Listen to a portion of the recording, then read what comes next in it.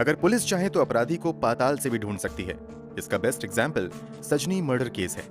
26 साल की सजनी नाम की एक महिला की हत्या 14 फरवरी 2003 को अहमदाबाद में हो जाती है। कथित तौर पर यह हत्या घर में लूटपाट के दौरान की गई थी। अभी पुलिस इस लूटपाट और हत्याकांड को सुलझा पाती कि अगले ही दिन इस महिला का पति भी लापता हो जाता है। अब पुलिस इस केस को और लापता पति को ढूंढने के लिए दिन रात एक कर देती है। मामले की गंभीरता को देखते हुए गुजरात के मुख्यमंत्री रहते हुए नरेंद्र मोदी पर्सनली इस केस में इंटरेस्ट लेते हैं और केस की जांच के आदेश देते हैं। फिर पुलिस इस केस को सुलझाने के लिए 6 साल के अंदर लगभग 1 लाख कॉल डिटेल्स की जांच करती है।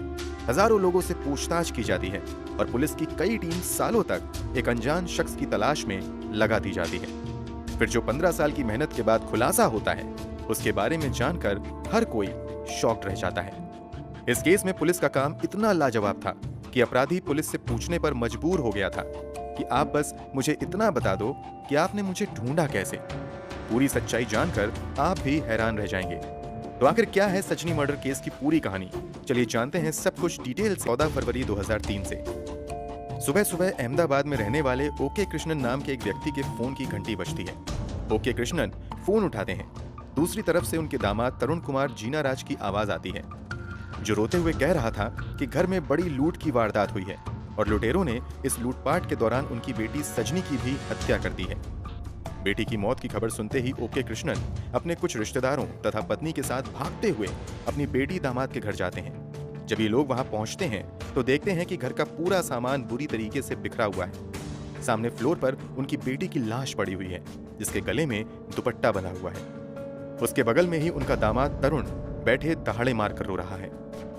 स्थिति को देखते हुए तुरंत सजनी को पास के अस्पताल में लोग ले जाते हैं, मगर अस्पताल में उसे मृत घोषित कर दिया जाता है। अब तक इस मामले की जानकारी अहमदाबाद पुलिस को भी हो जाती है। पुलिस वाले भी भागते हुए क्राइम सीन पर आते हैं और मामले की जांच शुरू कर देते हैं। पहली नजर में ही ये लूटपाट के दौरान की गई हत्या का मामला लग रहा था। इसके बावजूद पुलिस वाले एक एक चीज की बारीकी से जांच करते हैं और घटनाक्रमों को समझने के लिए मृत महिला सजनी के पति तरुण से पूछताछ करती है। इस पूछताछ के दौरान भी तरुण दहाड़े मार मार कर रोता चिल्लाता रहता है। इस कारण पुलिस ज्यादा दबाव देकर उससे कुछ पूछताछ नहीं करती है, बल्कि शव को पोस्टमार्टम के लिए भेज दिया जाता है और आगे की कार्यवाही शुरू कर दी जाती है। तरुण जरूर दहाड़े मारकर रो रहा था, मगर क्राइम सीन पर पुलिस के साथ मौजूद खोजी कुत्ता लगातार तरुण पर ही भौंक रहा था। खोजी कुत्ते की इस हरकत से लोगों के जहन में सवाल आने लगता है कि इस लूटपाट और हत्या में कहीं तरुण का ही तो हाथ नहीं है। हालांकि तरुण की स्थिति को देखते हुए लोग तुरंत ही इस संभावना से इनकार कर देते हैं। कमाल की बात तो ये होती है कि जब तरुण को अंतिम बार हॉस्पिटल में सजनी को देखने के लिए लाया जाता है, तब भी खोजी कुत्ता उसी पर भौंकना शुरू कर देता है। यहाँ भी कुत्ते की हरकत को नजरअंदाज कर दिया जाता है और मामले की जांच बढ़ती रहती है।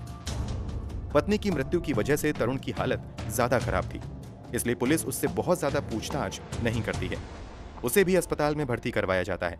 मगर ये क्या, घटना के अगले ही दिन यानी 15 फरवरी 2003 को अचानक से तरुण लापता हो जाता है। पुलिस हर संभव तरुण का पता लगाने की कोशिश करती है, मगर तरुण का कहीं भी अता पता नहीं चलता है। अब लोगों को खोजी कुत्ते के भौंकने का मतलब समझ में आने लगता है। लोग समझ जाते हैं कि सजनी की हत्या में जरूर तरुण का कोई हाथ था। अब पुलिस की कई टीम तरुण को खोजने में लगा दी जाती है, मगर तरुण का कोई अता पता नहीं चलता है। इसके बाद सजनी के माता पिता अपने दामाद तरुण पर ही अपनी बेटी सजनी की हत्या का मामला दर्ज करवा देते हैं। एफआईआर दर्ज होने के बावजूद पुलिस तरुण को खोजने में नाकाम रहती है। 2004 में सजनी के ससुराल पक्ष के कुछ लोगों का लाई डिटेक्टर टेस्ट भी किया जाता है, मगर पुलिस को बहुत ज्यादा कामयाबी नहीं मिलती है। सजनी की हत्या 2003 में हुई थी और अब आ चुका था साल 2006। जब पुलिस वाले सजनी के कातिलों को ढूंढने में नाकाम रहते हैं, तो अब सजनी के पिता इंसाफ मांगने गुजरात के तत्कालीन मुख्यमंत्री नरेंद्र मोदी के पास जाते हैं। पहले कई कोशिशों में तो ये नरेंद्र मोदी से मिलने में नाकाम रहते हैं, मगर किस्मत से इन्हें नरेंद्र मोदी से मिलने का मौका मिल जाता है।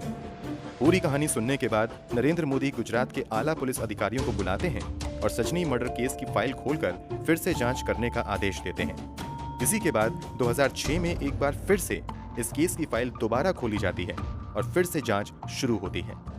जांच की जिम्मेदारी तत्कालीन ज्वाइंट कमिश्नर AK शर्मा को दी जाती है। शुरुआती कुछ साल तक पुलिस को कोई कामयाबी नहीं मिलती है। बस साल बदलते रहते हैं, यहाँ तक कि जांच अधिकारी भी बदल जाते हैं। मगर ना तो सजनी के कातिलों का और ना ही सजनी के पति तरुण का कहीं अता पता चलता है। 6 साल और बीत जाते हैं। अब साल आता है 2012। अब इस मामले की जांच डीसीपी दीपन भद्रान के नेतृत्व में शुरू होती है। डीसीपी दीपन बिल्कुल नए सिरे से इस केस की जांच शुरू करते हैं। सबसे पहले इस केस में शामिल एक एक शख्स के इतिहास भूगोल को खंगाला जाता है। ये टीम अपना पहला टारगेट सजनी के पति तरुण को ढूंढने का रखती है। इसके पीछे की सोच ये थी कि अगर तरुण मिल गया तो बहुत से सवालों के जवाब यूं ही मिल जाएंगे। इसीलिए अगले कुछ महीनों में पुलिस द्वारा कई हजार लोगों के प्रोफाइल की जांच की जाती है। इतना ही नहीं, इन लोगों से जुड़े एक एक मोबाइल नंबर और उन मोबाइल नंबर पर आने जाने वाले कॉल की भी निगरानी की जाने लगती है और सभी नंबर की कॉल डिटेल्स भी निकाली जाती हैं।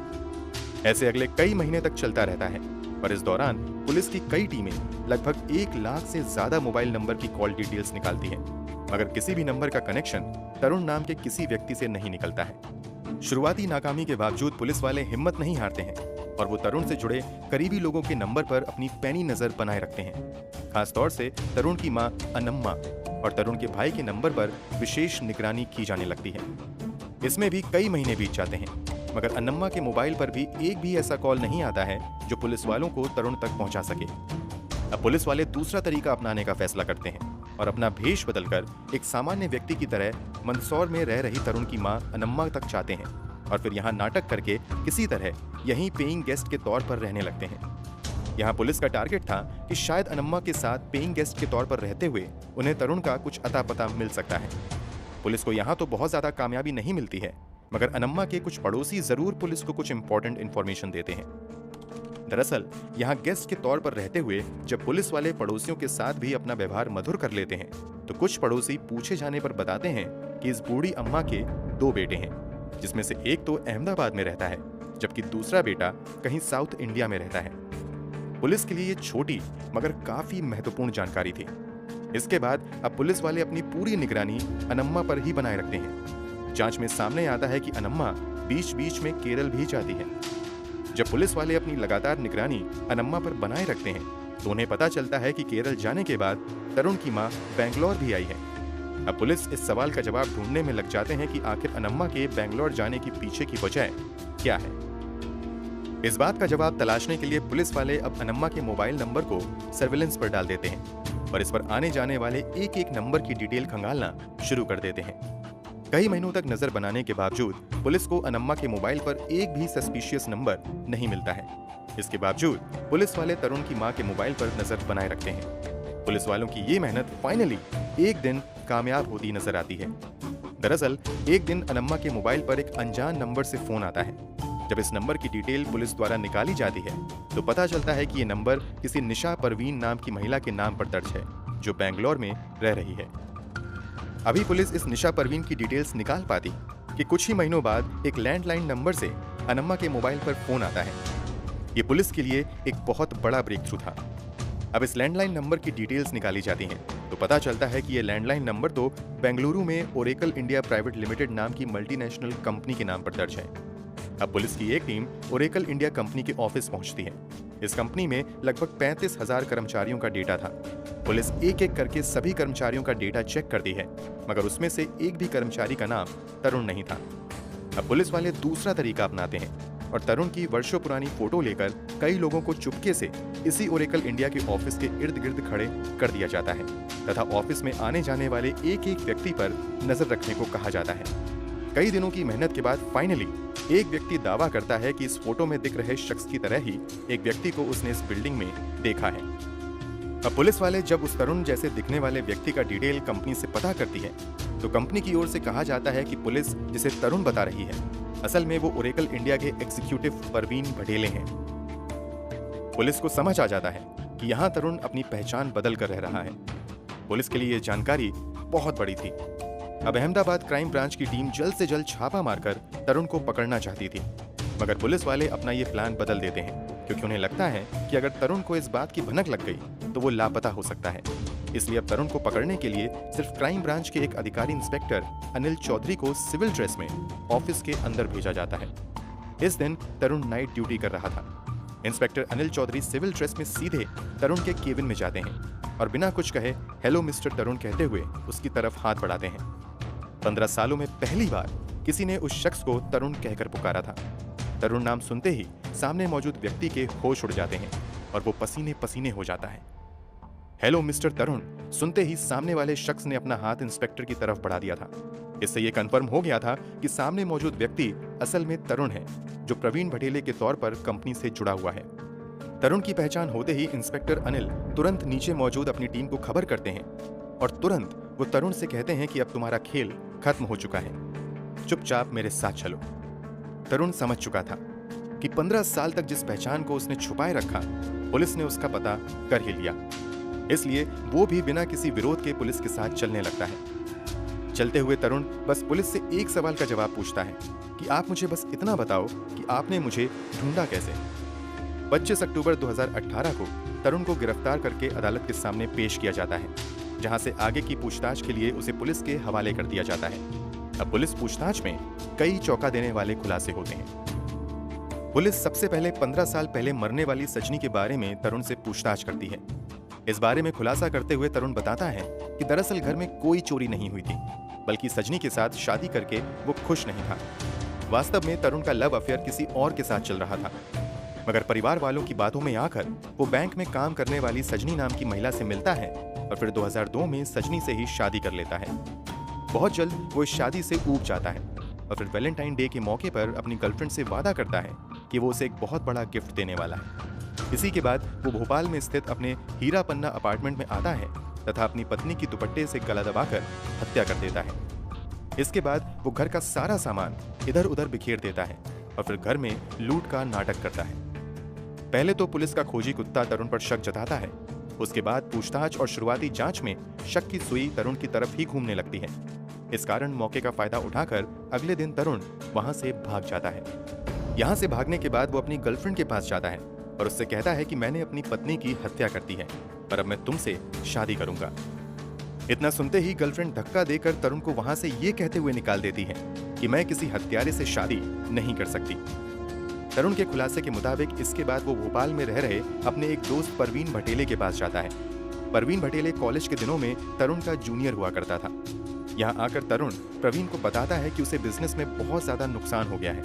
अब उसके पास ना घर है, ना पैसा है और ना ही कोई जॉब है, इसलिए उसे कोई काम दिलाए। तरुण की हालत देखते हुए प्रवीण उसे अपनी ही एक कोचिंग संस्थान में बतौर इंग्लिश टीचर रख लेता है। यही काम करते हुए तरुण के दिमाग में शैतानी आइडिया आता है और वो धीरे धीरे प्रवीण से काफी नजदीकी बनाता है और फिर उसका पर्सनल कंप्यूटर भी यूज करना शुरू कर देता है।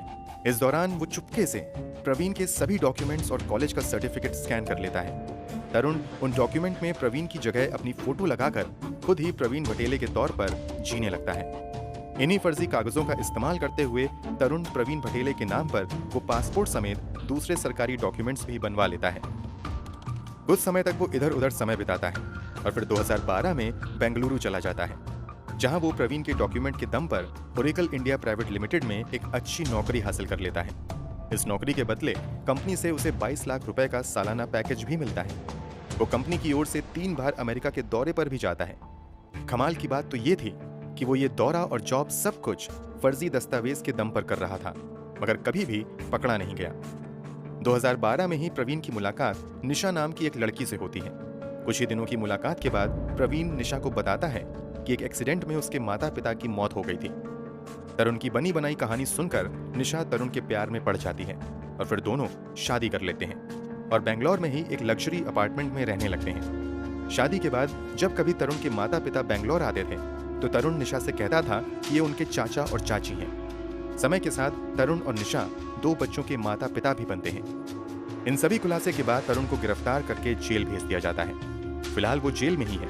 इस मामले में तरुण की पत्नी निशा से भी पूछताछ की जाती है तो निशा बताती हैं कि वो तो इस शख्स को केवल प्रवीण भटेले के तौर पर जानती हैं। फिलहाल केस की बात करें तो कभी लाखों की नौकरी करने वाला तरुण जेल की हवा खा रहा है।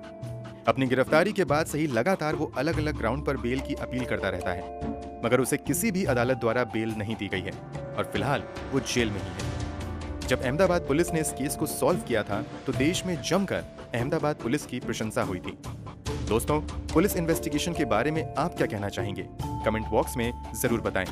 अगर हमारी मेहनत पसंद आई हो तो इस वीडियो को लाइक करते हुए शेयर जरूर करें।